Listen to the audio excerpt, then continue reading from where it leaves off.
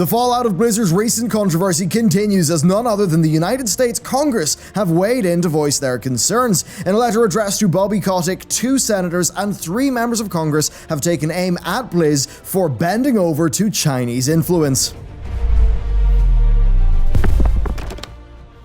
Hey everyone, and welcome back to another Industry Report, the series where we take a deeper look into the industry's most important stories. As always, before we begin, our true overlord is the YouTube algorithm, so be sure to like, subscribe, and ring that bell to let it know that we're doing well. Okay, with that said, let's get into the video. Over the weekend, it was revealed that the United States Congress have penned a letter to Activision Blizzard President Bobby Kotick. Now, this letter has been picked up by several different news outlets, really for its remarkably firm stance and its demand for action from Blizzard. In essence, the letter in question is a bipartisan condemnation of Blizzard's actions, and it concludes with the request for them to reverse course. It's also signed by a few heavyweights. We've got Oregon Senator Ron Wyden, Florida Senator Marco Rubio, as well as 3 members of Congress, Tom Malinowski, Mike Gallagher, and Alexandria Ocasio-Cortez. And really what's grabbing here is that the language used is rather damning. It reads that Blizzard's decision to punish Blitzchung is particularly concerning in light of the Chinese government's growing appetite for pressuring American businesses to help stifle free speech.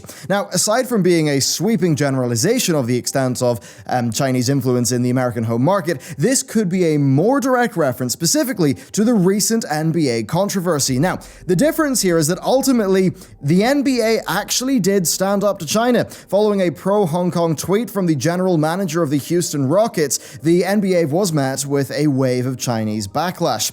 Adam Silver, the league commissioner, recently revealed that he even rejected Chinese requests to have the Rockets manager fired. Silver went on to make a very firm statement upholding the right to freedom of speech that NBA players and team members have. The NBA, of course, is phenomenally popular over in China, with some 800 million fans generating, well, many more $1 million in business, so it is important to the NBA. As it stands, though, well, NBA games are off the air in China and sponsorship deals are dropping like flies.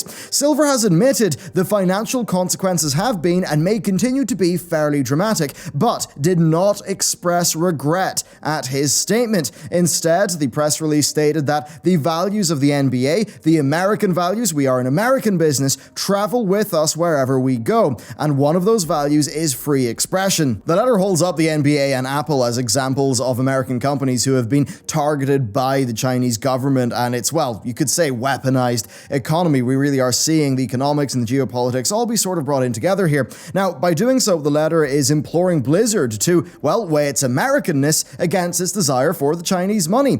This type of pointed language really does just continue throughout the letter. The signatories lambast Blizzard's hypocrisy in doling out Blitzchung's punishment in spite of their own values of individual thought and opinion, or at least what should be their own values. It then also highlights Tencent's investment in ActiBlizz as a cause for concern. The amount basically that Blizzard benefits from China's emerging esports and gaming market is clearly vast enough to influence Blizzard's decision-making worldwide. And admittedly, the letter does lay it on rather thick at times, but the ideas, I would say, are sound enough. One line leads, because your company is such a pillar of the gaming community, your disappointing decision could have a chilling effect on gamers who seek to use their platform to promote human rights and basic freedoms. That is a sentence that I absolutely agree with. The letter's conclusion is just as cutting, stating, as China amplifies its campaign of intimidation, you and your company must decide whether to look beyond the bottom line and promote American values, like freedom of speech and thought, or to give in to Beijing's demands in order to preserve market access. And really what's interesting to me is the extent of cross-party support here. I think it's just something that's striking given the general state of American politics. Very few matters ever really cross party lines in this way, and certainly it crossing between the two parties and there being that bipartisan support, that does lend just a lot of weight and significance to the letter. Senator Wyden, whose office shared the letter online, has been particularly vocal on the Blizzard issue over the last few weeks. It was in fact his Twitter account that was really one of the first ones to get there, slamming Blizzard for their willingness to humiliate itself to please the Chinese Communist Party. But still, we should always ask a few questions about the letter because it is, after all, politics. The letter repeatedly references references his year-long ban and the confiscation of the prize money. Now, of course, the thing is that this statement comes after Blizzard announced that Blitzchung would get his winnings and that his ban would be reduced to 6 months.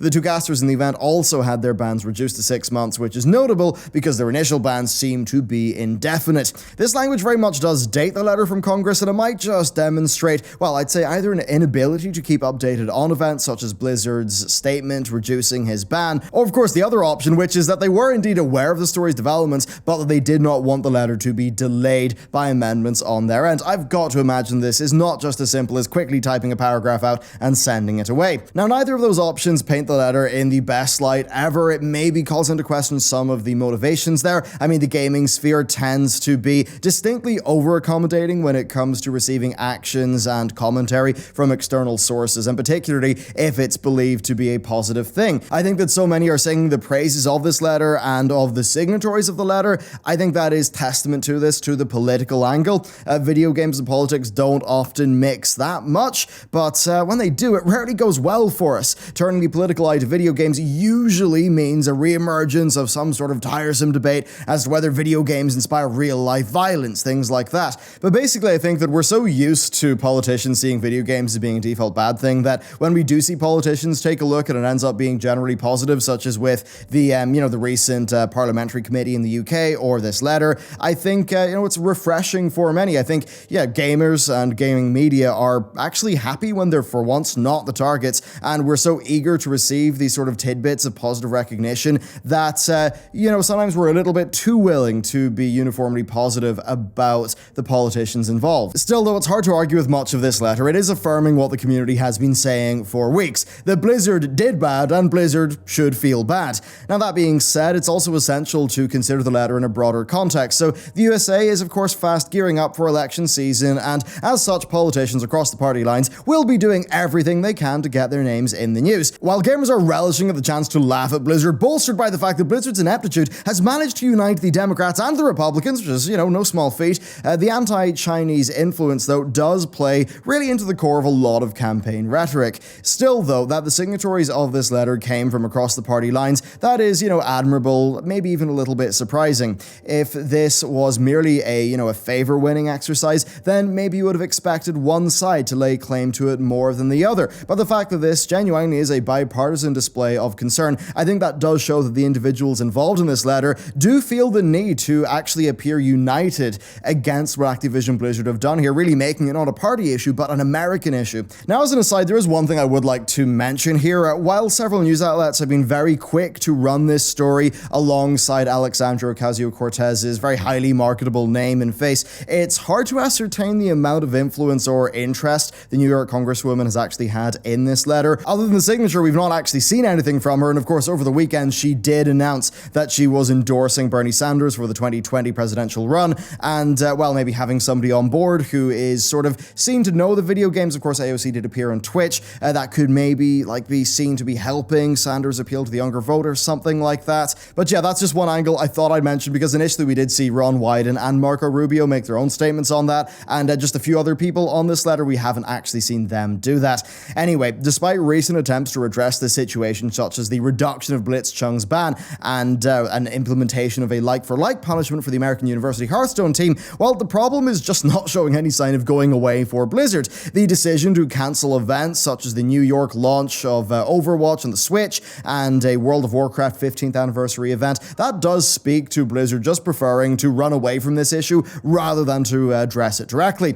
Now, that doesn't change the fact that time is running out for them, especially with BlizzCon coming, and I don't think they've made a definite decision here. We just haven't seen any response, just anywhere near the quality of what the NBA did. It's unclear whether this letter from Congress will influence their policy going forward, but, it's got to be on their radar, so I guess it's worth something there. But at any rate, it's hard to believe that the Diablo Immortal fiasco was almost a year ago, and you've got to wonder just how much Blizzard would like to turn the clock back on this really rough year for them. As things stand, I'm going to do a video on BlizzCon soon, but that BlizzCon's going to be a really, really big one for them. I think they have a lot of major announcements, but for them, the worst thing that could happen is it being torpedoed by the bad rep that they've gained here. And being honest with you, That's exactly what's happened. Now, as for how they can move forward, I think Blizzard need to look at the NBA. They need to see what the NBA did, and they pretty much need to be in line with that, because it was a better response than Blizzard's, right? We've had a few companies have run-ins with China over Hong Kong recently, and Blizzard handled it, I think, by far the worst. Now, if J. Allen Brack gets up there and makes some sort of firm statement talking about American values, like what was done by the NBA,